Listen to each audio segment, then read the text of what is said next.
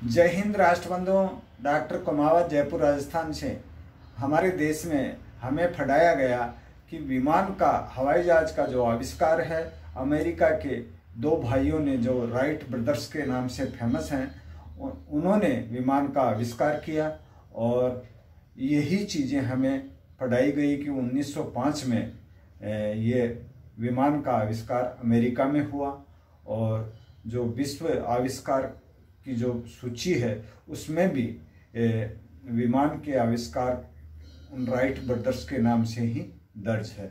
जब हमारे देश में रामायण सीरियल चला तो लोगों को उस रामायण सीरियल में ये देखा लोगों ने कि राम के समय में भी जब लंका विजय करके राम सीता सहित वापस लौट रहे थे तो उनकी अक्षौणी सेना और राम सीता सहित एक 7 मंजिल का जो विमान था उसमें बैठ करके वापस लौटे थे।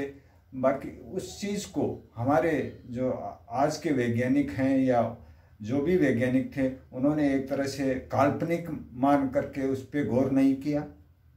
जब महाभारत सीरियल अपने देश में चला तो उसमें वृत्तांत मिला कि इस तरह से विमान की तकनीक तो अपने भगवान राम के समय से थी। तो लोगों ने के मन में जिज्ञासा हुई तो उन्होंने अपने जो शास्त्र हैं, सनातनी शास्त्रों का अध्ययन किया। तो लगभग 1600 साल पहले लिखा हुआ एक विमान शास्त्र महर्षि भारद्वाज के द्वारा लिखा गया था और वो मिला। तो उसमें लगभग 500 सिद्धांत विमान बनाने के बताए गए थे। और उन्हीं सिद्धांतों में से एक सिद्धांत पे हमारे देश के महाराष्ट्र बॉम्बे के शिवकर बापू तलपड़े नाम के विमान वैज्ञानिक ने एक विमान का निर्माण शुरू किया। और 1895 में उन्होंने उस समय के जो वहाँ के राजा थे गायकवाड़, उनकी उपस्थिति में हजारों लोगों के सामने समुद्र तट पर विमान का सफल परीक्षण किया, जो सकुशल वापस धरती पे लौटा। और उसके लगभग 8 साल बाद 1905 में ये पढ़ाया जाता है, रिकॉर्ड में दर्ज है कि राइट ब्रदर्स ने ही जो पहला विमान है वो बनाया।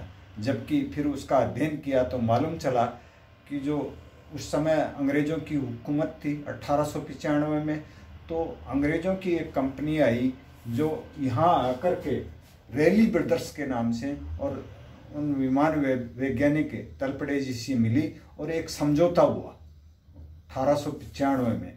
और उस समझौते के तहत, व्यापारिक समझौता उसको कह सकते हैं, और उस समझौते के तहत उन्होंने वो जो विमान बनाने की तकनीक की थी वो उनसे ले ली। और लेने के बाद में हुकूमत तो अंग्रेज़ों की थी ही, उन्होंने जो समझौता था उससे वो कंपनी मुकर गई। उस तकनीक को लेकर के इंग्लैंड चली गई।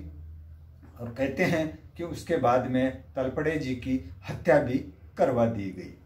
और उस घटना के 8 साल बाद में राइट ब्रदर्स को वो तकनीकी मिली जिसके माध्यम से उन्होंने एक विमान का आविष्कार किया और आविष्कार करके उसकी उड़ान भरी 1905 में, जो मात्र 120 फीट की ऊंचाई पे उड़ने के बाद में धरती पे गिर के धराशायी हो गया। लेकिन वो जो रिकॉर्ड था वो भारत वालों को तो कौन पूछता था, अंग्रेज़ों की हुकूमत थी तो कोई बोलने वाला ही नहीं था उस समय। तो वो रिकॉर्ड राइट ब्रदर्स के नाम से ही लिखा गया, जिन्होंने बहुत ही रॉयल्टी के रूप में बहुत पैसा उन्होंने अर्न किया। 1947 के बाद में अपना देश आज़ाद हुआ।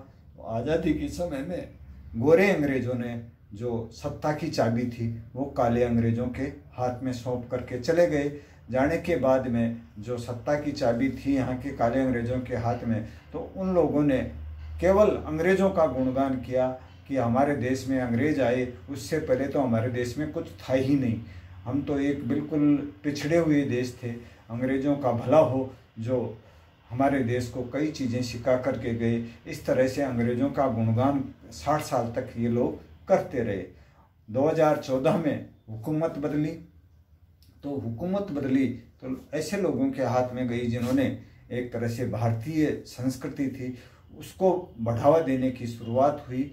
अब समय आ गया है दोस्तों, अपन सभी मिल करके अगर ये आवाज़ उठाएं तो हमारी जो सरकार है वो ब्रिटिश और अमेरिकी हुकूमत के गिरेबान में हाथ डाल करके ज़रूर ये जो आविष्कार है अपने देश के नाम हो सकता है, जिससे देश का कीर्तिमान बढ़ेगा।